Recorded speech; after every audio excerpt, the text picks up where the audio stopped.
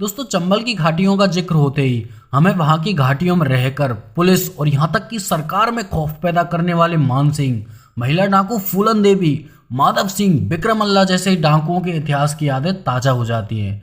दोस्तों ये उन डाकुओं के नाम हैं जिनकी आज भी चंबल की उन घुमावदार और अनोखी पहाड़ियों में यादें बसी हुई हैं। इन सभी डाकुओं ने चंबल में ही रहकर कई बड़ी घटनाओं को अंजाम दिया और यहीं से यह पूरी अपनी टीम चलाते थे। लेकिन दोस्तों इन सभी लोगों की कहानी के साथ एक कहानी ऐसी भी जुड़ी है जो इन लोगों से काफ़ी अलग है।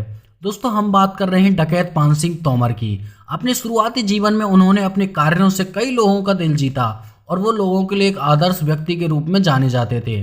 और वहीं उम्र के दूसरे पड़ाव में उनके साथ ये विपरीत हुआ, उन्हें अपने जीवन का यह पड़ाव लोगों की नफरत और गुस्सा के बीच में जीना पड़ा। तो चलिए जानते हैं कैसे एक देश की रक्षा करने वाला सैनिक बन गया चंबल का सबसे बड़ा डकैत। पान सिंह तोमर का जन्म मध्य प्रदेश के मुरैना जिले के एक छोटे से गांव भिलोसा में 1 जनवरी 1932 में हुआ था।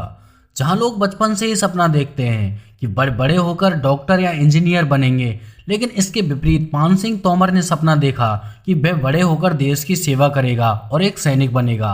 आगे चलकर उन्होंने भारतीय सेना के लिए तैयारी की और सेना में भर्ती हो गए। सेना में भर्ती होने के बाद उनकी पोस्टिंग पहली ज्वाइनिंग उत्तराखंड के रुड़की में सूबेदार पद पर हुई। सेना में भर्ती होने के बाद उन्हें अपनी प्रतिभा ज्ञात हुई कि वो एक सैनिक होने के साथ एक अच्छे एथलीट भी हैं। पान सिंह तोमर में कई किलोमीटर लगातार दौड़ने का खास टैलेंट था। तब सेना के अफसरों ने उनके इस हुनर को पहचाना और उन्हें एक लंबी दौड़ के लिए तैयारी करवाना शुरू कर दिया।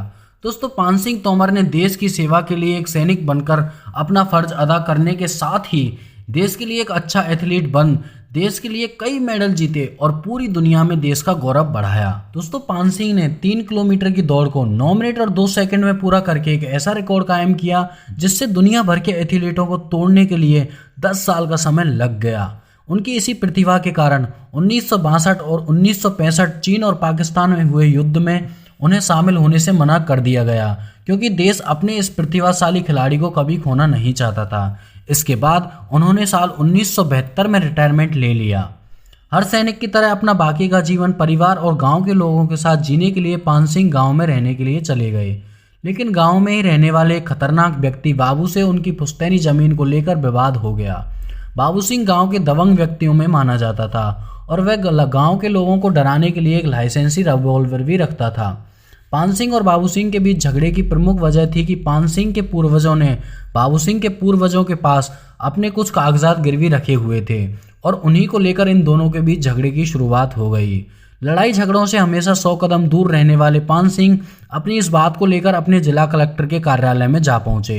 कलेक्टर कार्यालय में पहुंचकर पान सिंह ने कलेक्टर को अपनी देश के लिए की गई उपलब्धियों के बारे में बताया और उन्हें मेडल दिखाया।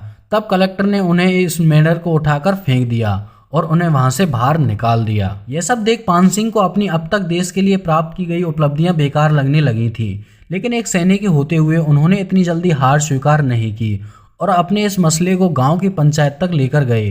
उन्होंने अपने लिए इंसाफ की गुहार की। तब गांव के पंचों ने फैसला सुनाया कि बाबू सिंह से जमीन के कागजात लेने के लिए पान सिंह को 3000 रुपये बाबू सिंह को देने होंगे। तब पंचों का यह फैसला पान सिंह को बिल्कुल भी अच्छा नहीं लगा और उन्होंने यह रकम देने से मना कर दिया।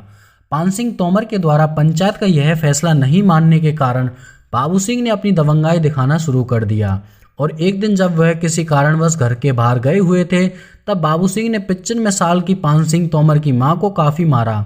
जब पान सिंह घर पर लौटे तब उन्होंने अपनी मां को देखकर काफ़ी गुस्सा आया। तब उन्होंने गलत रास्ते से ही सही लेकिन बाबू सिंह से बदला लेने का फैसला कर लिया। दोस्तों इसी मोड़ से शुरू होती है एक ईमानदार और देश के लिए कई मेडल जीतने वाले पान सिंह तोमर के बागी बनने की कहानी। एक दिन पान सिंह तोमर ने अपने भतीजे बलवंत सिंह के साथ मिलकर बाबू सिंह को रास्ते में घेरने की कोशिश की। तब इस बात की भनक बाबू सिंह को लगी और वह उनसे बचने के लिए भागना शुरू कर दिया। करीब 1 किलोमीटर तक भागने के बाद पान सिंह तोमर ने बाबू सिंह पर गोलियां बरसाना शुरू कर दिया और उसे वहीं की वहीं मौत के घाट उतार दिया।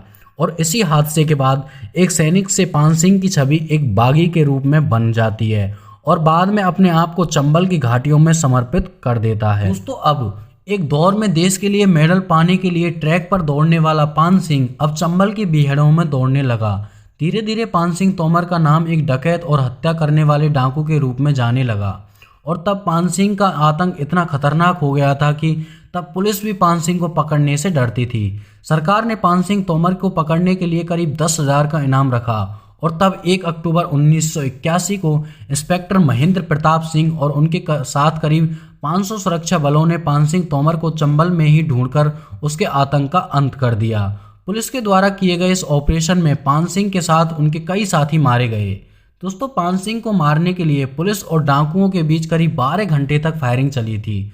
और दोस्तों, इस तरह देश के एक सैनिक और एक जाबाज खिलाड़ी और एक बागी के जीवन लीला समाप्त हो गई। पान सिंह तोमर की लाइफ से जुड़ी एक बॉलीवुड की फिल्म भी बन चुकी है जिसमें इरफान खान ने पान सिंह तोमर का रोल किया है।